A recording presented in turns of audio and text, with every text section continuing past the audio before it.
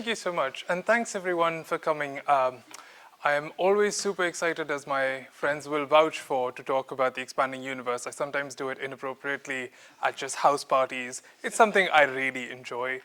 The sort of subtitle of this talk is Of Candles, Clocks, and Learning from Controversies, because I like alliterations.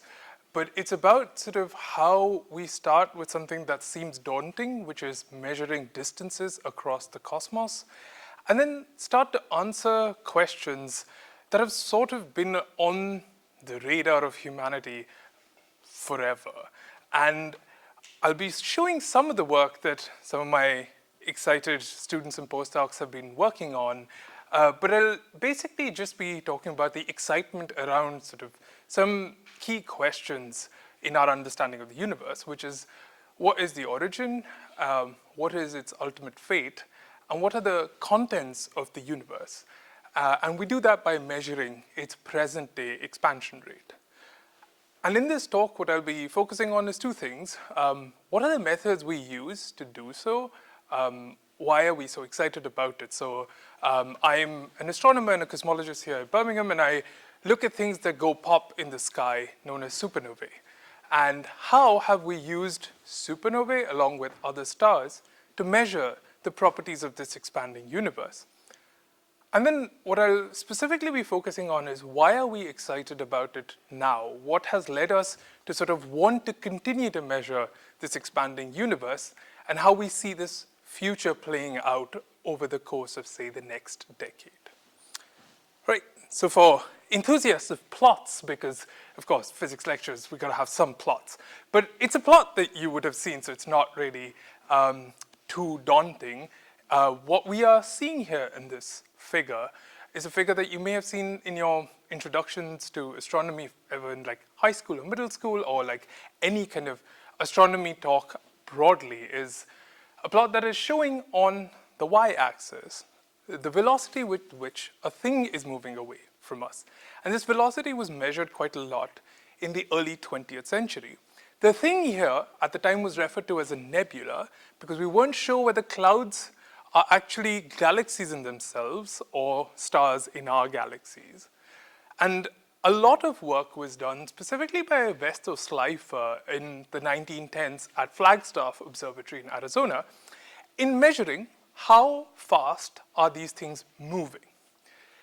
Then when Milton Humason looked at this data at the Mount Wilson Observatory in California, he saw that a significant number of them were moving away from us.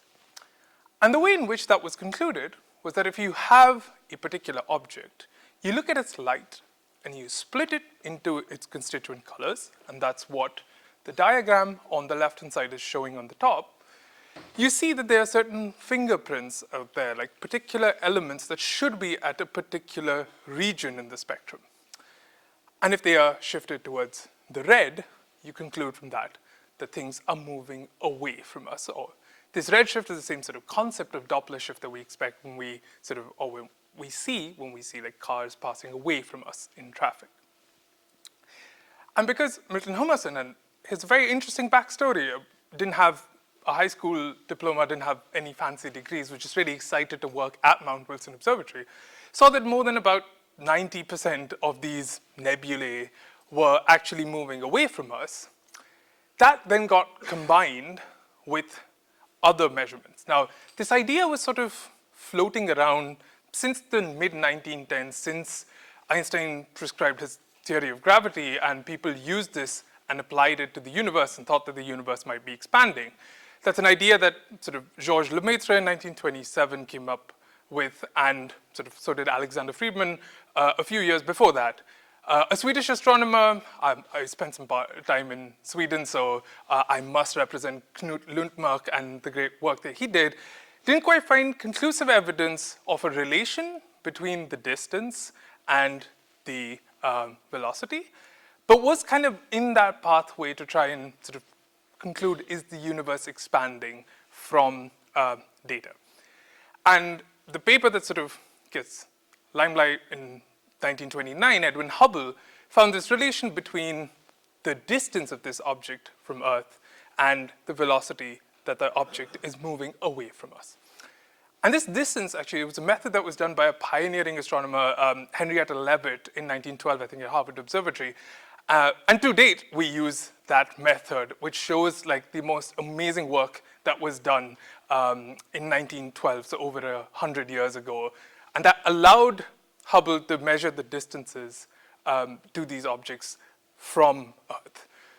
The reason to sort of go on this whole thing was to say that science has always been collaborative. What I'll be talking about in terms of what we consider sort of the pioneering observatories of today and tomorrow are extremely collaborative, but it's always been that way. And the aim is to sort of platform all the voices that don't otherwise get heard in the sort of landscape of a single paper. There's been a lot of sort of work that was ongoing in that sort of 2-decade time span.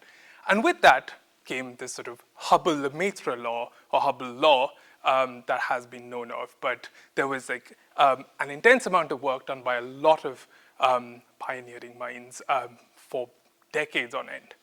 So that led us to the fact that the universe is expanding, and the expansion rate is given by this sort of h naught, the Hubble constant.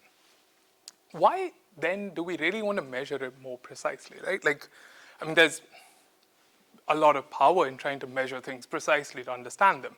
But really, what is uncovering that?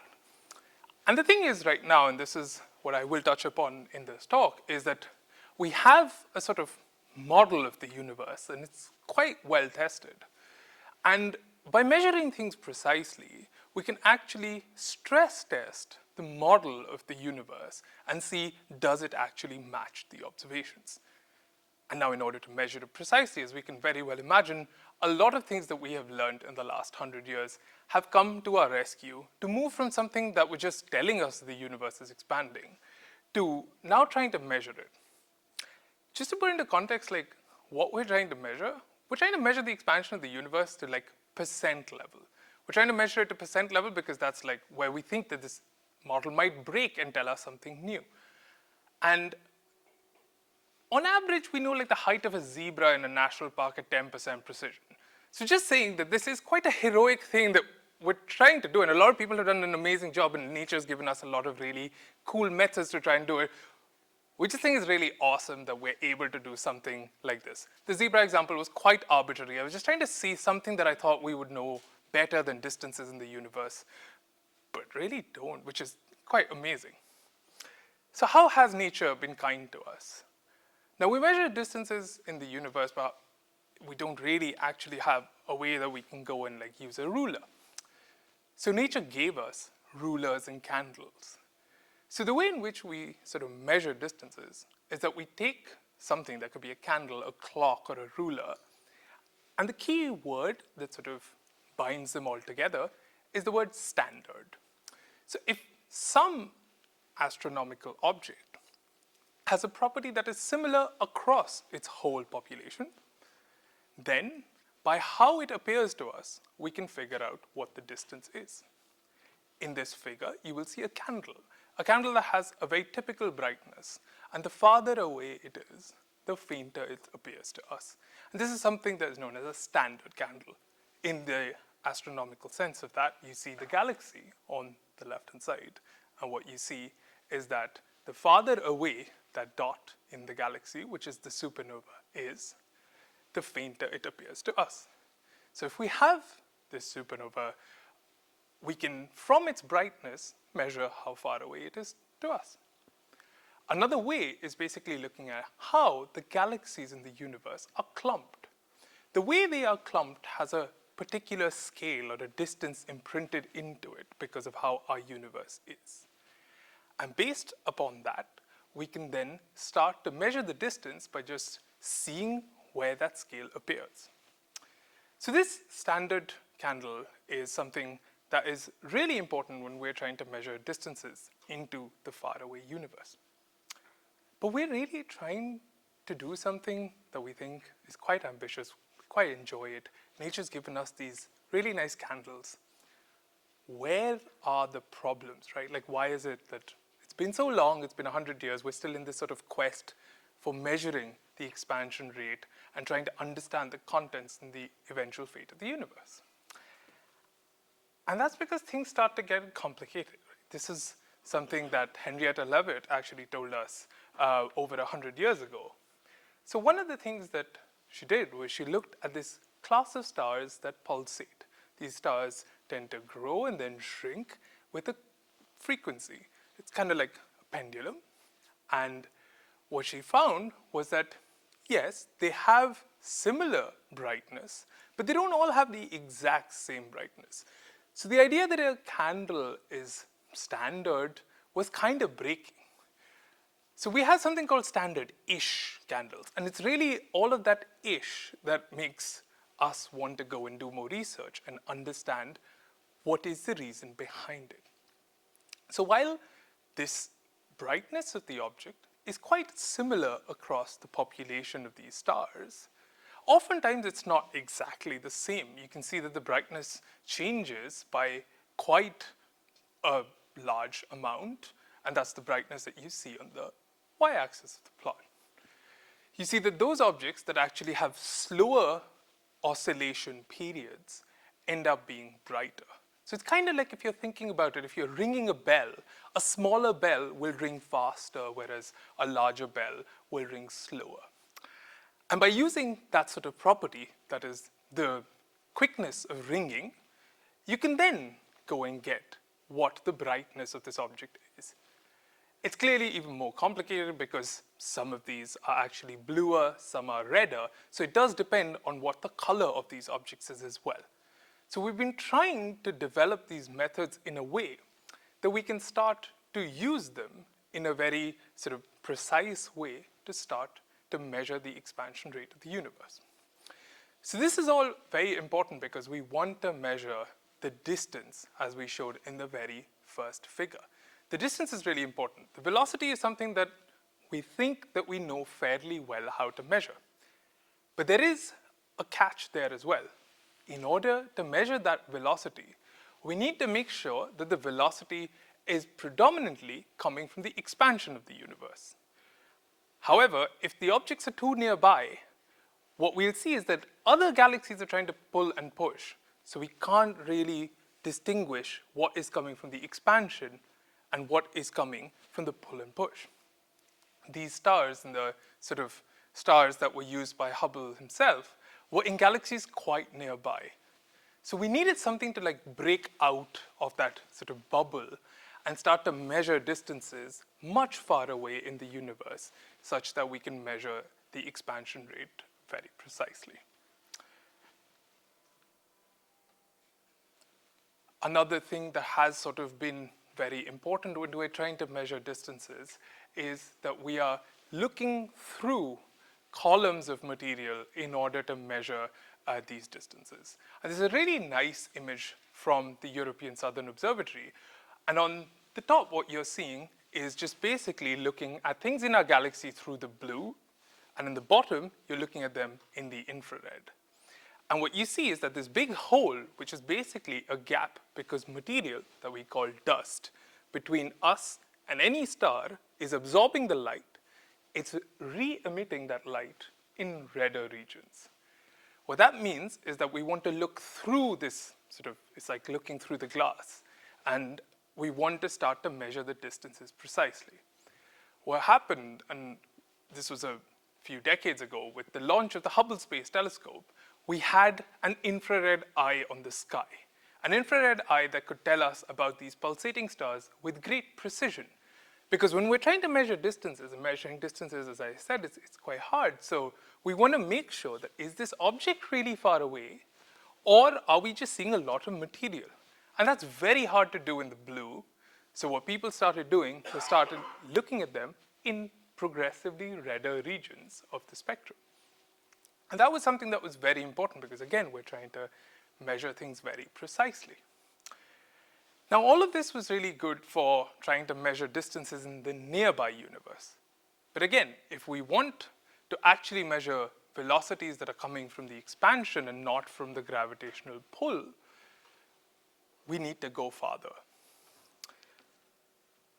And I might be saying this quite a lot, but nature has really been kind to us. We, for the first time about 140 odd years ago, saw a supernova outside our own galaxy. So some objects, like these pulsating stars, are great to get distances nearby, but in order to understand the expansion, we need to get distances farther out.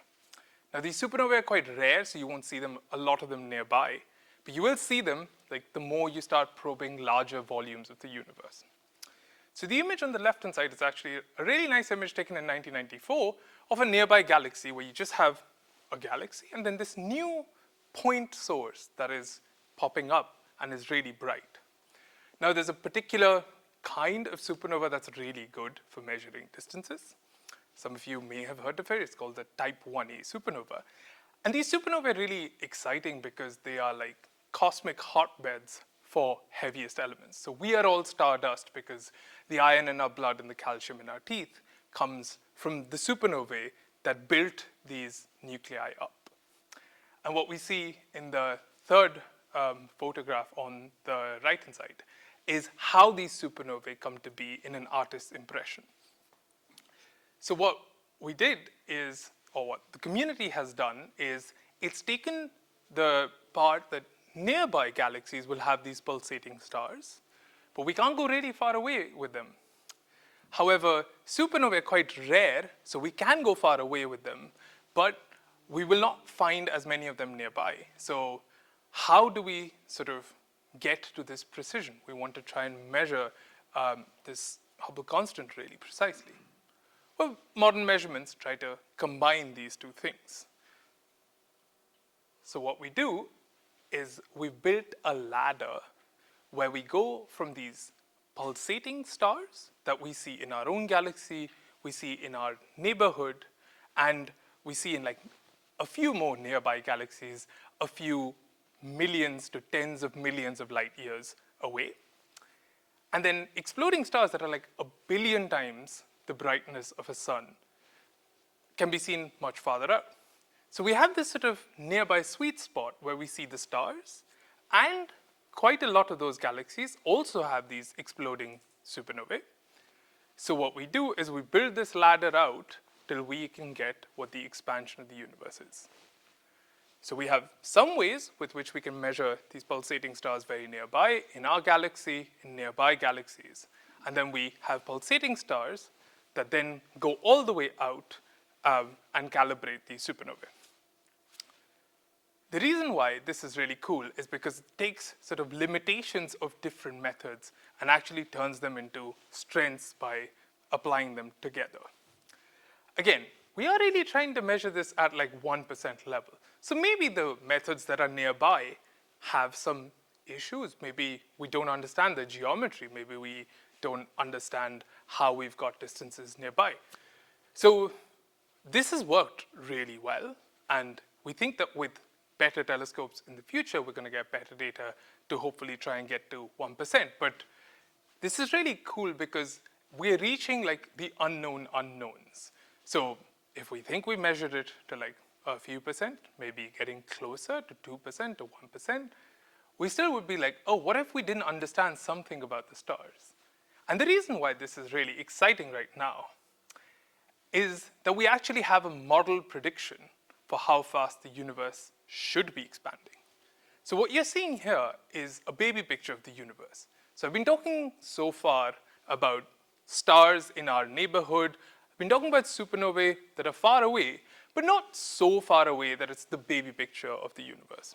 So this is basically the fossilized heat from the Big Bang. At the beginning of the universe, we just saw that the universe was really hot. And as it started cooling down, the light and the matter started to separate when it was cool enough. When it separated, at that point, the sound waves that were occurring because the matter and the light was bound together and gravity and the light were just competing, they kind of just froze a distance. So there's a distance that we get from when the universe was very, very young.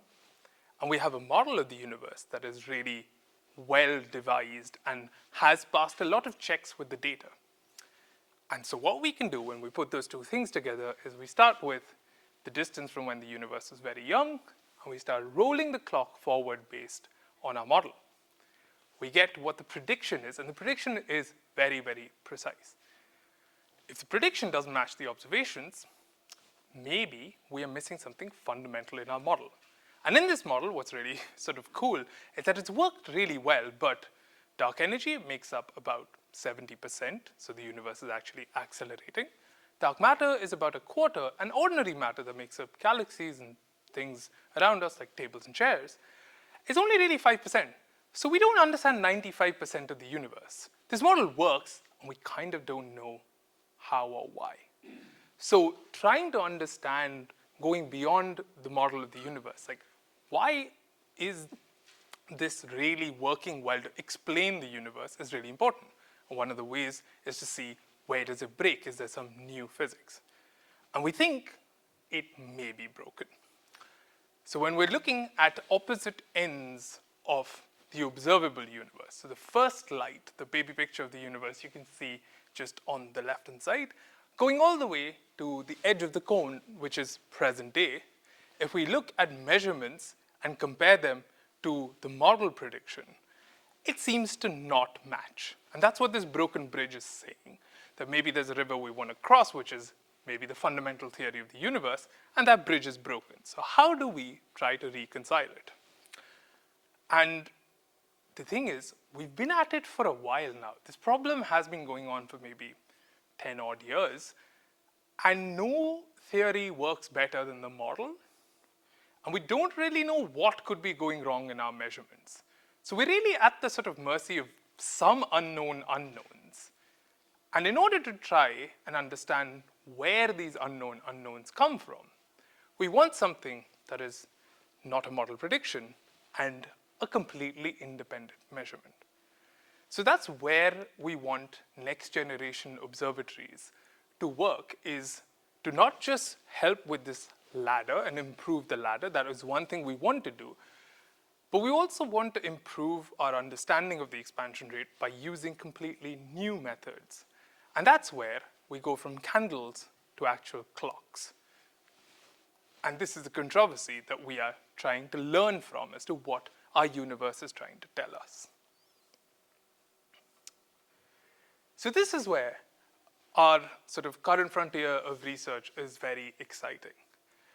Seeing a supernova once, as I showed you in a few slides, ago, it's great, it's awesome, it's bright, but it's a bit mainstream now. We find thousands of them every year. So what we want is to see the same supernova again, and that is what we get through this phenomenon known as gravitational lensing. So based on Einstein's theory of gravity, you essentially, if you have like a big mass, it could be like a galaxy, it could be a cluster of galaxies. What it does is it bends space and time around it. So that means the shortest path to us is actually through curved space.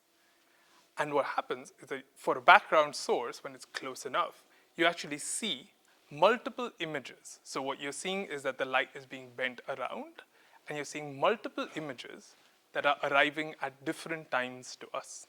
So this is a snapshot that used to actually be my phone background because I worked on the supernova for like a year. And it was the first time that we actually saw the multiple images of a type 1a supernova. And the reason why this is really cool is because the arrival of those images is sensitive to the expansion of the universe. We're no longer looking at the brightness, we're no longer looking or like concerned with the luminosity. We are actually interested in the timing of the arrival of the images. So it's a completely independent way with which we measure the expansion rate. So what it's going to try to tell us, like when we get to the level of accuracy and precision that we have in the model, it will try to tell us, okay, was there something that was off in our measurements, or do we really need something new from this model of the universe that we have?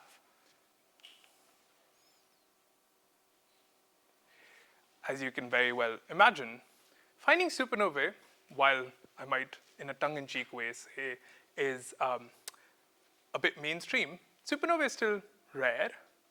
We only, after scanning the whole sky for years, have like a few thousand of them. So these sort of lens supernovae are only like 1 in every 1,000. So they're even rarer by like orders of magnitude. So what do we need? Now, the reason why we could find so many supernovae compared to, say, astronomers from decades ago was that now we can actually look at large chunks of the sky all at once and just see the same way we saw that galaxy with a new source, but we can see that across very large parts of the sky. That means that we can make an entire movie of the sky once every few days. So this is something that has been possible for the last sort of few decades.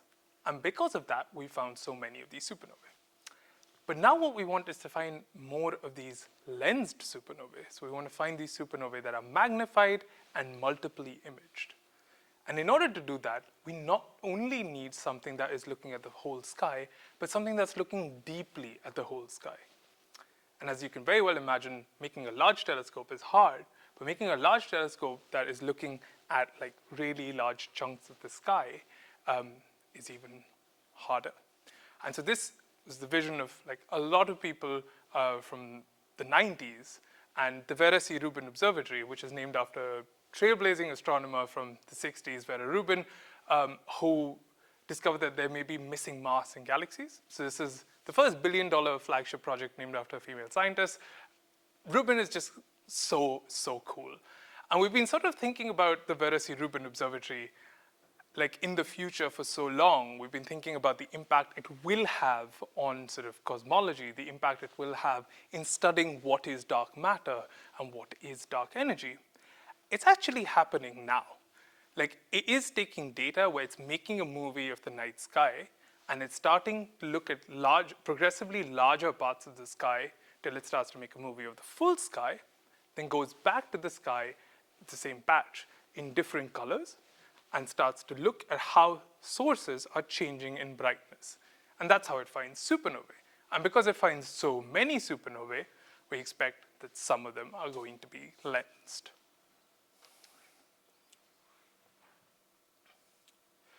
So before we had Rubin, we were really working with sort of data that was not as deep, but data that was still wide. So there was Zwicky Transient Facility, which is a telescope that is in California, so in Mount Palomar. And again, it looks at a really large chunk of the sky, so you can see so many astronomical sources in this one patch. It was doing the same thing, but it wasn't going as deep. So we were using it as a sort of way of learning about what we would find with the Vera C. Rubin Observatory. But we also thought that, we could be using this to find some lens supernovae. They're rare, but they might be there in the data set. So a lot of us in the team were like constantly looking at the data that is coming from this telescope. And what we did was that we, sorry, I thought it would work as an animation. It's not doing that. It's not doing what I wanted it to do, but we basically were looking at large patches of the sky. We would then go and sort of look at progressively smaller patches where we think something exciting is happening. So we think that there is a supernova that is actually magnified compared to what you would expect a supernova to be at that particular distance. Because we were looking at large patches of the sky, it was more likely that we can actually start to find maybe one of these. And when we did start to do that, we started to find one of them actually from the Zwicky Transient Facility, where you could start to see the multiple images. The reason why this is really exciting when we are trying to measure the Hubble constant is that for each individual image, you can actually see that the supernova is rising, reaching a particular peak, and then it is falling away. And then it is like an almost deja vu, where after a certain amount of time, this time can typically be a few days, maybe a few weeks, you see it rise again and you see it fall. And this was something that was really, really exciting because we saw it for the first time from a ground-based telescope from the Palomar P48. And we could actually use that difference between the arrival times to actually put some first constraints on the expansion rate of the universe. As you might imagine, it took 20 or more years for the Hubble Space Telescope to start to find these variable stars, to start to find the supernovae, to build that distance ladder out. So we wouldn't, like with just a single lens supernova, start to then see how we can solve this debate about the expansion rate of the universe. But this was showing us that these lens supernovae are real. I also, in my sort of conference talks, used to have a joke that for this lens supernova, it was exploding in 2022. So it rose up during one prime minister, it was at the peak during another prime minister, and fell down during the third. And it was the only thing that was keeping me constant. So while a lot of people refer to supernovae as astronomical transient events, for those few months, it was my constant. So because it was found by the Zwicky Transient Facility, we actually named it as Supernova Zwicky, and there's a wealth of data, and you can actually see this magnified supernova, and all of the images are now public, including images from the Hubble Space Telescope. So where did that leave us? With a collaborator in Stockholm, we led a study that was basically telling us that what do we expect in the near future? So I showed you an image of a single lens supernova. In the coming slides, I will further show you images of lens supernovae that have been discovered from a combination of ground and space. Now, we definitely need a lot of different telescopes. So we need things like the Very Large Telescope in Chile. And what that does is similar to how I showed you in the first slide, where you are splitting the light into its constituents, and the way in which you are fingerprinting the supernova by looking at its elements. The Very Large Telescope looks at that for supernovae of all kinds, including ones that are actually gravitationally lensed. But in order to get there, and in order to sort of synergize these different telescopes, what do we need? We first need to find them. We need to find enough of them that we can actually start to measure the expansion rate precisely. Again, we're trying to get to 1% precision. It's something that's quite hard. So what we did, and this was something that we were privy to because of being part of these collaborations, a lot of people have, over the space of like decades, been monitoring what the weather and what the sort of conditions at the astronomical site where the Rubin Observatory will be is. Based upon that, they have been able to forecast what the nights will look like at the Rubin Observatory. And to some extent, like, while we just see this as like a table of numbers, it is really magical how we think that we can actually try to forecast this to a large extent. And we think that this works because we did similarly for the Zwicky Transient Facility, and it broadly seemed to match up to our expectations. So our expectation was, we have one or two such events, they're quite rare. Are we going to be able to like really push the envelope with regards to this method? So what we did was we took large patches of the sky. So what you are seeing here is basically just the southern sky, and the lighter the shade, the more number of observations. So what you're seeing here is basically that depending on how a patch of the sky is visible on a given night, it keeps going back and it keeps getting images of that same part. After the first sort of year and a half, it starts to change in its strategy, and then it starts to look at giant bands of data that have even more observations. Because as we saw previously, in order to get properties of a supernova, you need to go back to the same place so that you can get multiple observations, and then you can start to see whether or not there is any difference in the arrival time between the different images. What's also very cool is that the Vera C. Rubin Observatory is also mapping the large-scale structure of the universe with precision better than we could have expected. So it's, in any given survey, while sort of it is great for us to measure these rare types of supernovae, it is also really exquisite when we are trying to measure things like the clumpiness of the universe. So the clumpiness of the universe, actually the first year and a half, is really amazing to do that. And for the supernovae, all of that data plus like the year and a half subsequently is really great. So what we found was actually that you could find up to 40 lens supernovae per year. So we just injected what we know about lenses, we injected what we know about supernovae, we just then rolled that forward and said, what would Rubens see? And we think that this is going to be really cool because we're really talking about a handful of objects right now. We have maybe a couple of them from the ground, a couple of them from space. So this is really something that we expect would be paradigm shifting. Of course, not all of these supernovae are going to be great for cosmology, so only like a small fraction of these can actually be used in order to start to measure the Hubble constant. But we think that maybe in the next few years, when hopefully at another IOP West Midlands we can have a measurement of the Hubble constant from this completely new probe that we have. And we're really excited about it because it's starting to become real. So seeing the same supernova twice, and I think I might have to change my phone background because we are really excited that in the fall of last year, again, this Wiki Transient facility gave us like this really wonderful nugget, which was this supernova that was found next to a galaxy that is lensed. So a very like sort of simple way of finding this, because you only do simple experiments, can't do anything complicated, is that we just look at a galaxy that is already being strongly lensed.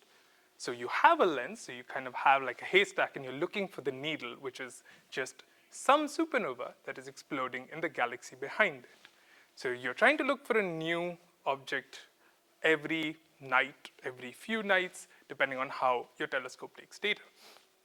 So what we found was that maybe there is a new object next to this sort of lens galaxy that we already know from another telescope.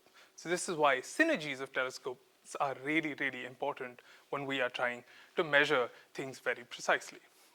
So what this is actually, instead of being a supernova of type 1a, it is a different kind of supernova. It's something called a superluminous supernova. So that is already like, it's 1,000 times brighter than even a typical supernova. And lensing made it even brighter. So we were just absolutely aghast, and still are, about how it could be that bright. And we can actually see the multiple images from various telescopes. So this is from a telescope that's actually in Hawaii. And we said, okay, this is really exciting. Can you please give us some time? And they were very kind. So this is a combination of images in different colors. And you can actually see that these different images are at different times in their arrival, the reason being that one of them is a lot brighter than the others. So they are actually differently adjusted in their evolution. So this really shows the power of having these sort of wide field telescopes with which we can then go ahead, look at bigger telescopes, and start to zoom in. So we have a series of different telescopes that are on the ground, and they have been sort of really amazing at looking at large parts of the sky and finding these rare objects. But how do we then start to move towards even better data that we need for these kinds of rare objects? And that's where we were given this really nice window into the universe. So JWST, or the James Webb Space Telescope, had been sort of looking at deeply staring at parts of the sky, and it was sort of originally designed as a telescope that would search for the first galaxies, as well as understand planets around other stars much better. So supernovae weren't really anywhere probably in the sort of landscape of things that JWST was designed for. However, JWST has been really excellent because what people have done is they've stared at the same patch of sky and then gone back to that patch of sky 6 months later. Now, we're really helped by nature here because what it does is it stretches the light out and it stretches time itself. So that means what is 6 months to us, actually to the supernova might just be a month if the supernova is far away. So what that means is we are looking at the universe when it was significantly younger. What you're seeing here, so the image is just NearCam, the instrument that's actually taking the imaging with JWST. And it's the one that has had like path-breaking results for very, very distant galaxies, but it's also been great for distant supernovae. What you see in the center is that Hubble actually imaged this galaxy and saw that there was this sort of galaxy lensed by a cluster of galaxies in front of us. It found a supernova that was actually lensed, and then it faded away. And because it would appear again as another image in like many years later, we were thinking that this would be great in order for us to measure this delay again.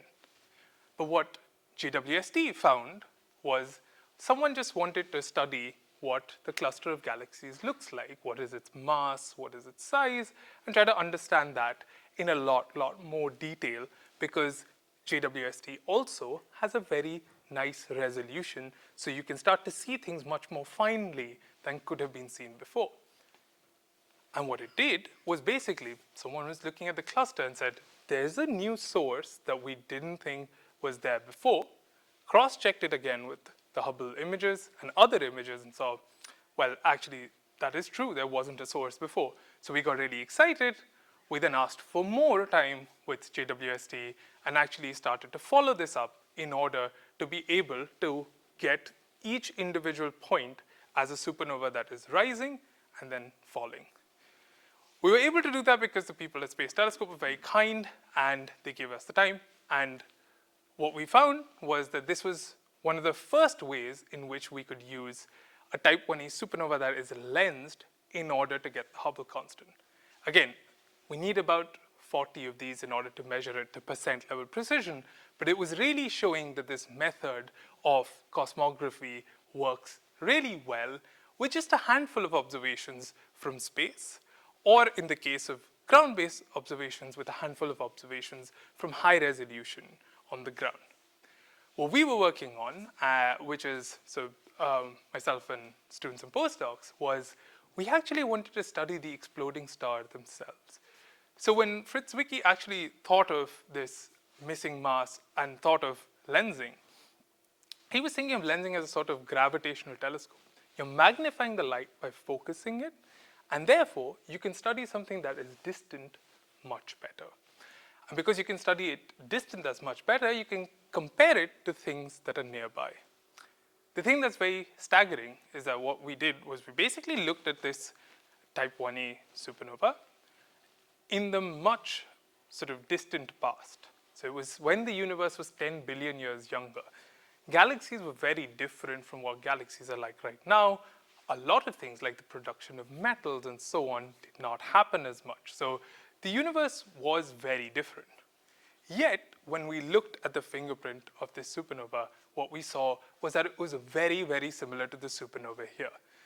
So it turns out, while we do have these standard-ish candles, they're quite standard across the sort of history of the universe. And because they're quite standard across the history of the universe, they're a really nice way with which we can map out how fast it used to expand. And this was a really important test that could not have been done in the absence of observatories like this. So supernovae are really awesome at like measuring the expansion rate today, but it's also really good at sort of helping us understand what the expansion was like in the past. And that is something that gives us a new window into this model by precisely constraining properties of dark energy.